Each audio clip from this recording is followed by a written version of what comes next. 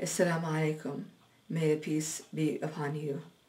The lecture for today will be in regards to giving out of your wealth for the sake of Allah.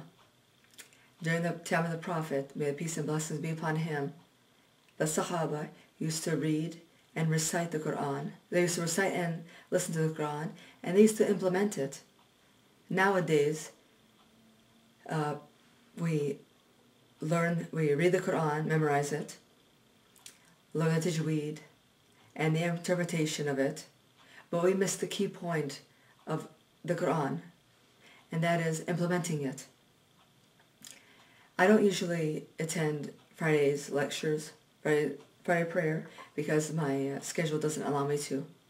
But there was one time I did go to the lecture, and we'll call him Dr. Halkoum, because we can't give his name out for privacy reasons. He made a wonderful speech, and he had spoken and said that every week we feed 300 non-Muslims. I think that's excellent. At the same time, I think that we should also gear our focus at helping Muslims first, and then we can help non-Muslims. Isn't that fair? Okay. So after the lecture, I did approach him, and I had mentioned to him that you made a fine speech. And then a lady from behind me approached him and told him, I am homeless, Muslim. I don't have a place to stay, and I don't have money or food. You would have thought that he would have gone out of his pocket. He's a doctor, by the way, and he's in his 70s. He's well-to-do. You would have thought that he would have got money out of his pocket and gave it to her, right? But that didn't happen. What he did was, he told her, I'm not in charge. Go to the office in there. They'll help you. I was observing to see what the outcome of this was, and I thought that the outcome would be in favor of this Muslim sister. So she approached them, and she said that her circumstances, and she gave her proof of her income.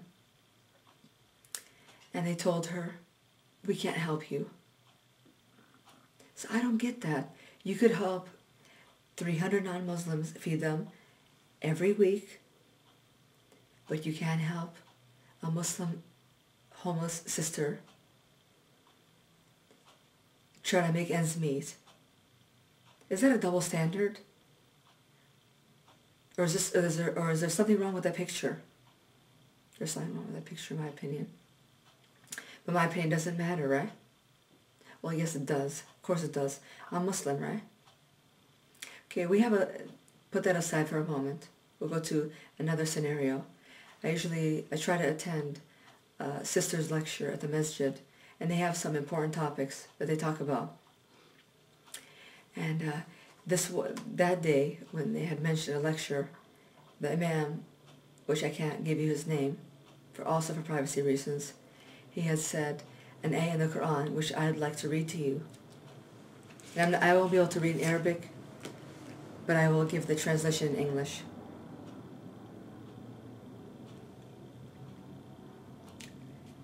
By no means shall you attain birr, piety, righteousness. Hold on, I forgot one thing, the important thing. Surah 3, Al-Imran, verse 92. So you guys can check that out on your free time. Now, it says, by no means, the translation. It's better to learn the Arabic and read it, which I'm planning on doing, but I want to go ahead and read the English translation. By no means shall you attain al-birr, piety, righteousness. Here, it means Allah's reward, paradise, unless you spend in Allah's cause of that which you love, and whatever of good you spend, Allah knows it well. Check that out in your free time. Having read that, the lecture went on. The imam had mentioned that during the time of the Prophet, may peace and blessings be upon him, when they heard that verse right there, Surah Al-Imran, verse 92, one Sahaba gave his precious garden away, and another Sahaba gave his precious horse away, of course for the sake of Allah. They got me thinking, because I know someone who is in need in the community. So I decided, you know what, let's do a trial here. Let's see how many people will come up and help the sister that I know of. Allah knows whether I helped or not. I don't need to convey or say that I gave anything. That's between me and Allah, whether or not I gave from my own. So I wrote a letter because I knew it was going to go out, a mass email. And the sister gave her situation out to me. She had mentioned her situation, and I wrote a letter out. And I would like to read that letter personally to you all and let you know what happened in the end. Assalamu alaikum. You mentioned that as Muslims, we must implement the Quran and the teachings of the Prophet ﷺ. I agree with you 100%. I know a Muslimah in my community who is disabled and lives on $145 Social Security income, and the only thing left, and only has $145 a month to live on after rent is paid. That $145 is supposed to pay for food, utilities, and she needs to turn on heat because she has arthritis, and also AC during the summertime due to health issues. The rest is, and all that needs to go to, the rest, $145, needs to be allocated as well to phone bills, gas for her car insurance, clothes, etc. How does one live on such income? She has asked numerous messages for financial assistance, and most of the time, they only help her during Eid. And some don't even offer assistance. This Muslimah sister goes to Salvation Army to get food when she needs to. This sister is always short $500 a month to get her living expenses covered.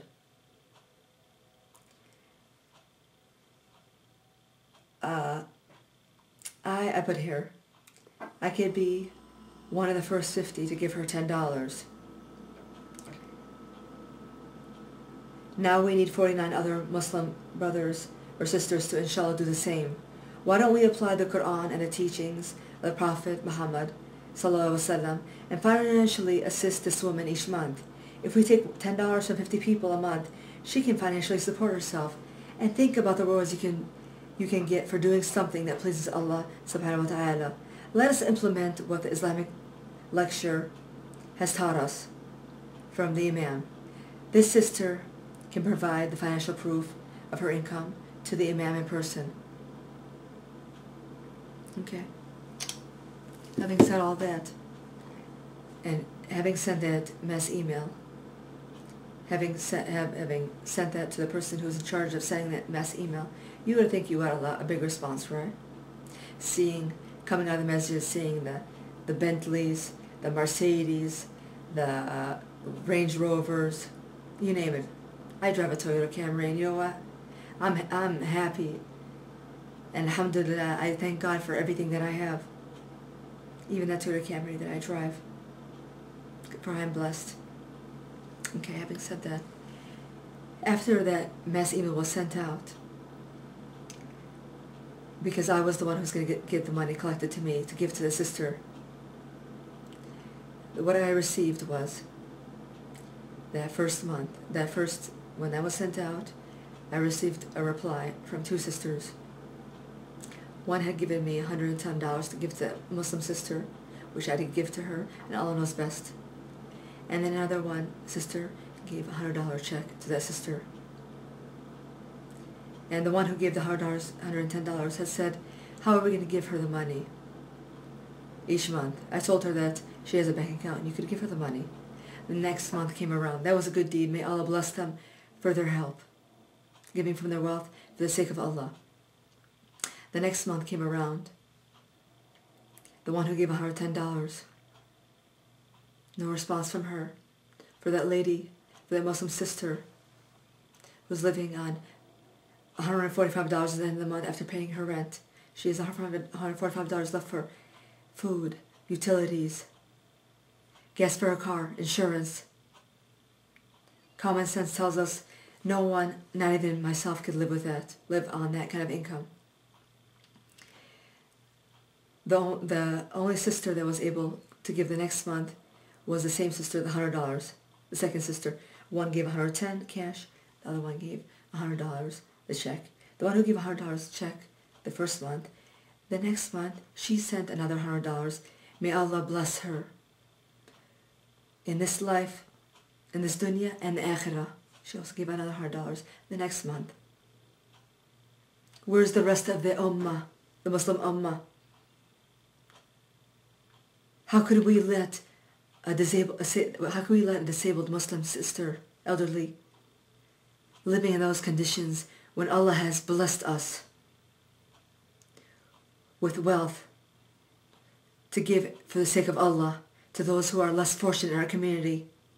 I'm not saying don't give to the 300 non-Muslims. Do not give them food each week. Give them food. We should help those less fortunate, but we should give to the Muslimah first. She's the priority.